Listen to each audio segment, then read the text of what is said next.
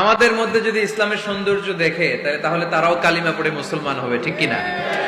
এবং কোন হিন্দু ছেলে যদি মুসলমান হয় তার দায়িত্ব আপনারা নেবেন, এবং তার বাবা মার সাথে সেজন্য সম্পর্ক নষ্ট না করে। বাবা মা হিন্দু হোক কোনো সমস্যা নাই, বাবা মার সাথে সুসম্পর্ক থাকবে, সুসম্পর্ক থাকবে। আল্লাহ রাসূল সাল্লাল্লাহু আলাইহি সাল্লামের স্ত্রী আয়েশা রাদিয়াল্লাহু তাআলা আনহুর বোন আসমা, ওনার মা ছিলেন মুশরিকা।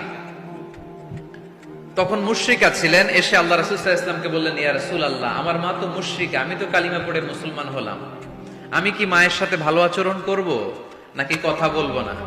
বিষ্ণু সাল্লাল্লাহু আলাইহি ওয়াসাল্লাম বললেন, খবরদার, সিলিহা, হোক মুশরিক হোক কাফের, সে তোমার মা। লাউ কাতা'তা জিলদাক, যদি তোমার চামড়া কেটে মাকে পায়ের জুতা বানিয়ে দাও, ওই যে এক ঢোক দুধ খেয়েছিলা, ওই এক ঢোক দুধের শোধ আদায় হবে না। খবরদার, মায়ের সাথে ভালো আচরণ কর। তো কোন হিন্দু ভাই যদি মুসলমান হন, কোনো অসুবিধা নাই, আপনার আব্বা আম্মার সাথে সুসম্পর্ক রাখবেন।